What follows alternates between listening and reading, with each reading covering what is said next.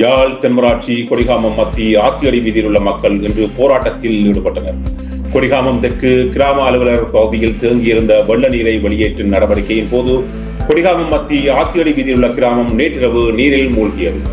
நீரை வெளியேற்றும் நடவடிக்கை தொடர்பாக தங்களுக்கு அறிவுறுத்தல் விடுக்கப்படவில்லை எனவும் அதன் காரணமாக நேற்றிரவு வெள்ளம் குடியிருப்புகள் நிறைந்ததால் திடீர் அச்சமடைந்ததாகவும் பிரதேச மக்கள் விசனம் தெரிவிக்கின்றனர். அதனை அடுத்து நேற்றிரவு சம்பவ இடத்திற்கு வருகின்ற தென்மராட்சி பிரதேச செயலர் பிரான்சிஸ் சந்திரா சத்யசோதி அனைத்து நிலைமைகளை ஆராய்ந்ததோடு உடனடி உதவிகளை வழங்குமாறு அதிகாரிகளுக்கு பணிப்புரை விடுத்திருந்தார். இதன்போது பாதிக்கப்பட்ட 30 குடும்பங்களைச் சேர்ந்த 83 பேர் கொடிகாமம் திருநாவுக்கரசு ஆரம்ப வித்தியாலயத்தில் தங்க வைக்கப்பட்டனர். இந்த நிலையில் வருடந்தோறும் இவ்வாறான வெள்ளப்பெருக்கால் தாங்கள் தொடர்ச்சியாக இடம்பெறுவதாக தெரிவித்தும் தங்களின் பிரதேச வீதிகளுக்கு வெள்ளம் வடிந்தோடக்கூடியவாறான வடிகால் அமைப்பை சரியான முறையில் அமைத்து தருமாறும் வலியுறுத்தி இடைத்தங்கள் முகாமில் தங்கியுள்ள மக்கள் இடைத்தங்கள் முகாம் வளாகத்தில் இன்று பிற்பகலில் போராட்டத்தில் நாங்கள் இந்த திருநாகரசுல பள்ளிக்கூட ஆரம்பத்திலேயே வெள்ளம் பூந்து திருநாகரசு இதுல எந்த ஒரு கிழமையா இதுல இருந்துட்டு வீட்டை போய் எங்களோட உடைமைகள் பாத்திரங்கள் எல்லாத்தையும் இழந்து திருப்பியும் நாங்கள் அதை எல்லாத்தையும் சுற்றுலாத்தி செய்து எல்லாம் நீட்டாக்கி இருக்கும்போது வேற கிராமத்தில் இருந்து எங்களுக்கு தண்ணியை வெட்டி ஒரு அரசாங்க ஊழியத்தை ஒரு அனுமதி இல்லாமல் ஜிஎஸ்ன்ற ஒரு அனுமதி இல்லாமல் இந்த தண்ணியை எங்களுக்கு போக்கி விட்டபடியா நாங்கள் திடீரென்று என்னென்ன இந்த தண்ணி வருதுன்னு பார்த்தால் அங்காளி கிராமத்திலேருந்து எங்களோட கிராமத்துக்கு இந்த தண்ணி வந்து கொண்டு இருக்குது. போய் பார்த்தால் அதை இது வெட்டி விட்டுட்டினான்.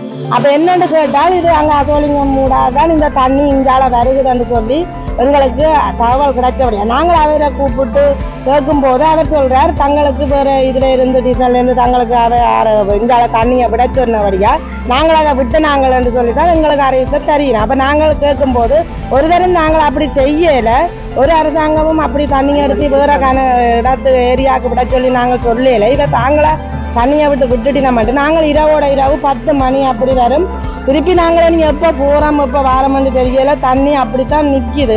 நாங்கள் எங்களுக்கு அதுக்கு வளமையாகவே ஒரு 13 வீட்டுக்கு ஒரு வீட்டு திட்டம் இல்லை, டொய்லெட் இல்லை, நாங்கள் அப்படித்தான் அதுக்கு இருந்து வாழுகிறோம். அப்போ அதால் எங்களுக்கு சரியான கஷ்டத்தில் தான் நாங்கள் வாழ்கிறோம். வேறு கிராமத்துக்கு தண்ணி வந்தாலும் நாங்கள் என்னென்று வாழலாம், நாங்கள் ஒன்றுமே செய்யலாது. அப்போ வேற கிராமத்துக்கு தண்ணியண்டா அந்த கிராமத்தாக்களும் வாழத்தான் வேணும். அதே அப்படியே எங்களை தண்ணியை வெட்டி அங்கால விட்டுட்டு வேற கிராமத்து தண்ணியை எடுத்து அங்கால விட்டா பரவாயில்ல. இது அங்கே இருந்து பட்டி எங்களுக்கு விட்டா நாங்கள் இப்போ எங்கே போகிறது? எங்களுக்கு நாங்கள் முதல் ஆரம்ப வெள்ளத்திலேயே நாங்கள் ஸ்கூலில் திருநாகரசு பள்ளிக்கூடத்தில் நாங்கள் எங்களோட பிள்ளைகளை கொண்டு வந்து நாங்கள் இங்கே வசித்து கொண்டு வந்து எங்களோட முற்றாக தண்ணியெல்லாம் வற்றி பாடசாலை தொடங்க போகுதுன்னா நாங்கள் எங்களோட வீடுகளுக்கு போயிட்டோம்.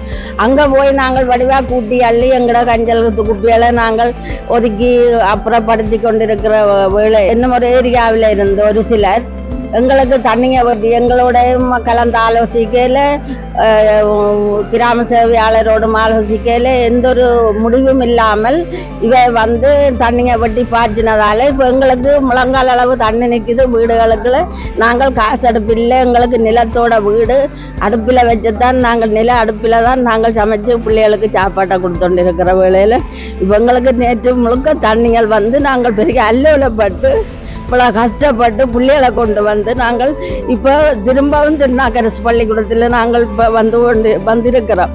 ஏன்னா நாளைக்கு பாடசாலை துவங்கினா என்ன பிள்ளைகளை கொண்டு போகிறதுக்கு எங்களுக்கு இடம் வசதி ஒன்றும் இல்லை.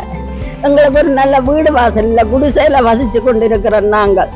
அப்போ அந்த வகையில் எங்களுக்கு நல்ல ஒரு தீர்வை தரணும் என்றுதான் நாங்கள் எல்லாரையும் உங்களை கையெடுத்து தாழ்மையுடன் நாங்கள் கேட்டுக்கொள்கிறோம். எங்கள்கிட்ட தண்ணி வாங்காலையோ இல்லை எங்களுக்கு ஒரு ரோட்டையோ என்னவோ ஒன்று எங்களுக்கு அமைச்சு தரும்படி உங்களை தாழ்மையுடன் கேட்டுக்கொள்கிறோம். எங்கள்கிட்ட தண்ணியெல்லாம் பற்றி எங்கள்கிட்ட வீட்டுக்கு போனாங்க. போயிட்டு திரும்ப இப்போ 328 பிரிவு கிராமத்து மக்கள் எங்களுக்கு ஒரு இதுவும் இல்லாமல் எங்களோட ஜிஎஸ் தொடர்பு ஒன்றும் இல்லாமல் வெட்டி எங்களோட கிராமத்துக்கு 327 கிராமத்துக்கு தண்ணி விட்டதால் முழங்காலுக்கு மேலே தண்ணி சின்ன சிறுசுகள் ஒன்றும் அங்கே இருக்கவும் மேலாது கொள்ளவும் மேலாது. அதே நிலையில் இதே இரவாக நாங்கள் இப்போ திரும்ப திருநாகரசு ஸ்கூலில் இருக்கிறோம். கொடிகாமம் மத்தி கிராம அலுவலர் பிரிவில் உள்ள நமது கிராமத்தில் வருஷம் வெள்ளம் வந்து எங்கள் கிராமத்தை அழித்து கொண்டாண்டிருக்கின்றது. இதால வேற டிவிஷனில் இருக்கிறார்கள் தங்களுடைய தண்ணியை இஞ்சால வெட்டி வர்றதும் இதால பெரிய பிரச்சனை. போன வருஷம் வெட்டி இதன் மட்டும் நாங்கள் நிரந்தர காணொண்டை கட்டி தருமாறு கோரிக்கை விடுத்துனாங்க. அதுக்கு நாங்கள் காணிகளையும் சைடு விட்டு கொடுக்குறோம்னு சொல்லியிருந்தோம். இதே இந்த வித பிரயோசனம் இல்ல பெரிய சபையோ எங்களோட நிர்வாக இதில் இருக்கிறதையோ அக்கறையினாக தான் இருந்து கொண்டிருக்கிறேன். இப்பவும் இந்த இருக்கிற மக்களில் 20-30 குடும்பத்துக்கிட்ட ஆக்கள் வந்து இங்கே பாடசாலையில் அமைஞ்சிருக்கிறேன். அவன் வீடுகளுக்கெல்லாம் முழங்கால் மட்ட தண்ணி இல்லா இருந்த வீடுகளுக்கெல்லாம் முழங்கால் மட்ட தண்ணி. இதை நாங்கள் பிரதேச சபையில் நேற்று நடந்த ஒரு மீட்டிங்கில் நாங்கள் எல்லாரும் ஜிஎஸ்ஓ எல்லாரும் போய் அங்கே அங்கே இருக்கிற பிரதேச சபையில் இருக்கிற உறுப்பினர் ஒருவர் வந்து இங்கே நாங்கள் அங்கே இருக்கிறவனோட வந்து ரோட்டு அல்ல கல் ரோட்டு எல்லாத்தையும் குறுக்க வெட்டி 3 அடி ஆழத்திலையும் எல்லாம் வெட்டி தண்ணியை பாய்ச்சி கொண்டிருக்கிறேன். இங்கே வந்திருந்தா இந்த மக்கள் எங்கே போய் இருக்கிற பாடசாலையில் பிள்ளைகள் படிக்கிறவங்க சின்ன பிள்ளைகள் அங்கே படுக்கிறவங்க இதால பெரும் பிரச்சனை. இதுக்கு நிரந்தர தீர்வு ஒன்றை நீங்கள் தான் ஆகணும். வேணும் சொன்னால் மக்கள்லாம் பாதிக்கப்பட்டு கொண்டிருக்கு. பாடசாலையில நடுவில் இருக்க இயலாது. பிள்ளைகள் எங்க இருக்கிறது, பள்ளிக்கூடம் வர பிள்ளைகள் எங்க வர்றது, படிக்கிறதுக்கு அந்த ரோட்டுல தண்ணி நிக்குது. அப்ப தண்ணி முந்தி போட்ட ரோட்டு அது வந்து பதிவா போட்டுட்டு ரோட்டு ஏற்றினோட தண்ணி முழுக்க வந்து அந்த ரோட்டு அந்த பள்ள இதுக்கா நிக்குது. அப்ப பாடசாலை அந்த பாடசாலை தவசிவிடம் உங்களால இருக்கிற பாடசாலை அங்க இருக்கிற ஆக்கள் எல்லாம் கொடியான் திருநாக்கிறது பள்ளிக்கூடத்து தான் வெறியின. அப்ப அங்க இருக்கிற மக்களில ஒரு பிரதிநிதி தான் எங்களை இதுல வர பிரதிநிதிவர் எங்களுக்கு கிராம அபிவிருத்தி சங்கத்துக்கு எல்லாம் தாங்கள் அறிவிச்சு தான் வேக்கால வெட்டினாங்க, ரோட்டை வெட்டினாங்க. ஆனா எங்களுக்கு எந்த வித அறிவித்தும் தரப்படாமல் அவர் எங்கள் மக்கள் ஆர்ப்பாட்டம் மாதிரி ஆக்கள் நிற்கும் போது வந்து கூப்பிடும் போது அவர் அந்த பக்கம் பெறவில்லை.